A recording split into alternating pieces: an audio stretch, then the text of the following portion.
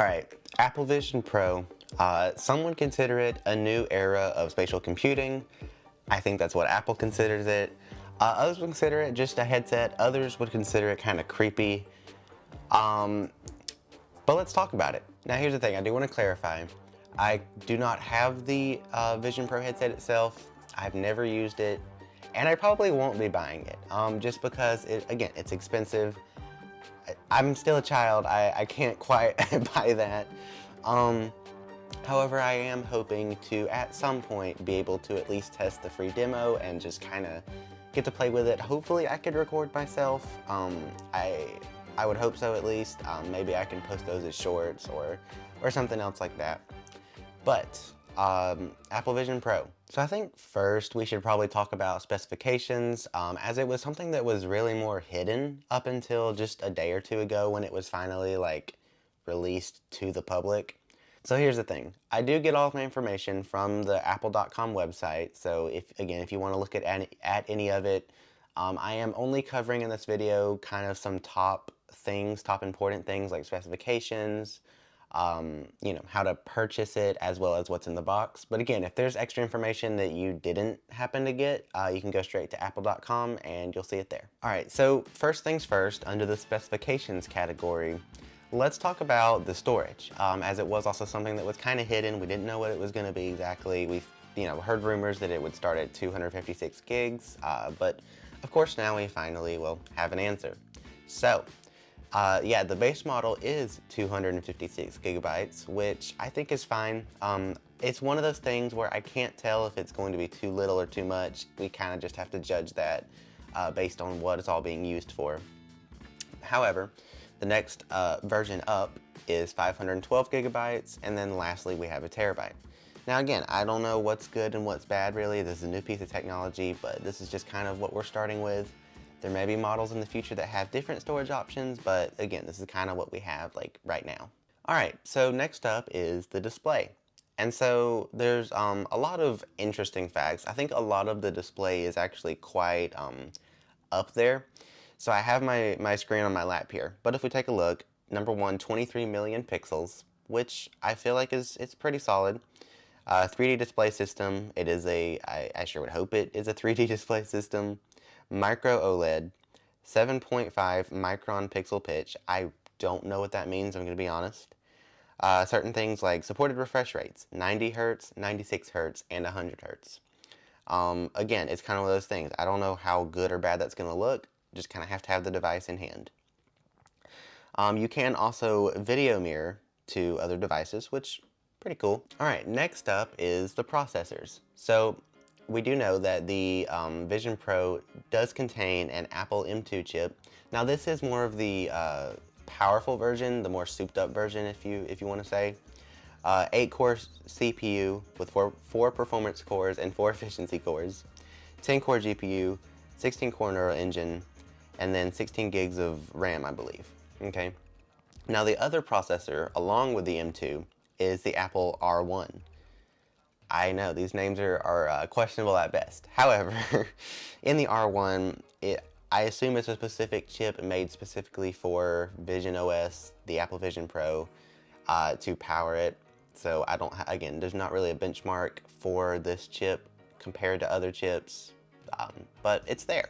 Okay, so now for the cameras. Now I know I have seen that this Vision Pro does have really solid pass-through mode, where you can kind of look through it and everything looks as it should, not in black and white or at all. So kind of interesting. I think the main thing I'm looking at here is the fact that it says 6.5 stereo megapixels. Not entirely sure what all of that means. I assume that means there's 2 cameras for either eye that is 6.5 megapixels. If I had to take a guess, I would say that's it. But also, I feel like 6.5 is kind of low for a device like this in 2024 and that costs this much. So I don't know, maybe it looks good. I mean, we'll have to see. Now for battery. So I think it's kind of a questionable one, because you get about 2 hours on the top end of general day-to-day use. And then for video playback, you can get up to 2.5 hours, which I really don't understand how that math works, but it does. And I think it's just interesting. I feel like it should be more than that, especially if you're going to go ahead and put it in a battery pack that's going to be in your pocket anyway. Because, you know, a lot of movies are not like more than 2 hours. So, yeah. Okay, now for just some miscellaneous specifications here. So, if we look, the device is with Wi-Fi 6, which I'm a little surprised it's not Wi-Fi 6E, but, you know, I'll take it. As well as Bluetooth 5.3. So, I believe, is that the latest Bluetooth? I think it is. Latest Bluetooth to date. Okay, and lastly, I think we should talk about the weight for a second. On Apple's website, they don't translate it into pounds, they just have ounces, but I've translated it into pounds to make it a little bit easier. So it is about 1.43 pounds, so about a pound and a half at the most. Alright, so next is how to pre-order the Vision Pro, and I think it's on Apple's website, but the Vision Pro isn't actually available until, I believe, the 2nd day of February. But pre-orders opened, I believe, Friday or Thursday, something like that. So I'm going to show you how you'd pre-order it. Obviously, I'm not pre-ordering it, but I will kind of show you the process in case you are new. So here's the thing, I do know that, so I am screen mirroring on my iPad, and it will ask you for a Face ID scan to pre-order it from the website. So I will do that really quick just so we can kind of get to the next stage. Alright, so once you get your face scan complete, the next thing it's going to ask you is for optical inserts, for example. So I believe Zeiss is how you pronounce it, the supplier here. So you'll have to go through a quick test, which I'll do really quick. Okay, so once you finish your little eye test, you know, depending on if you wear contacts or glasses or have had a surgery recently, some of those questions there. The next thing I'll ask you is how much storage you want. Now here's the thing, if I was going to buy this, it's already expensive at 256 gigs, so I'm just selecting 256 gigs. But again, this is kind of where you select how much you think you would want, and it's just one of the things you don't really know. So it really just depends. Now I did just notice underneath the storage options, it does have a little thing that you can click on that says not sure how much storage you need to get, which that might be pretty useful, but it is there in case you need it.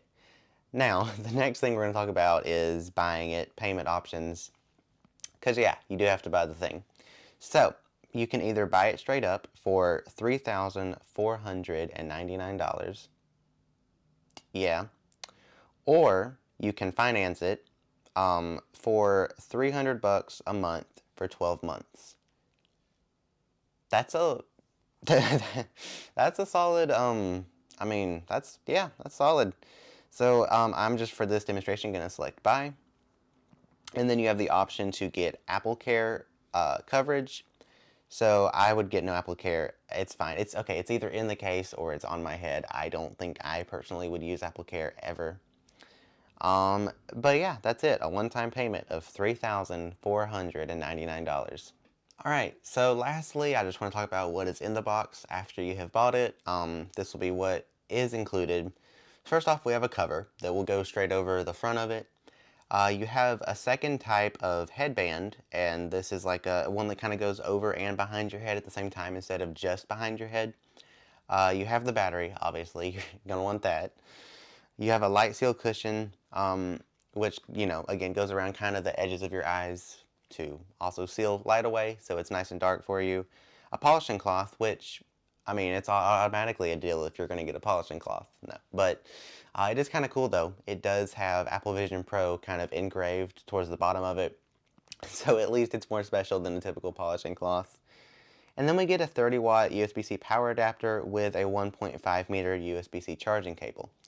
So that's pretty cool, at least. 30-watt adapter, I honestly, too, would have thought that it would take up a little more energy than that, but hey, I mean, there you go.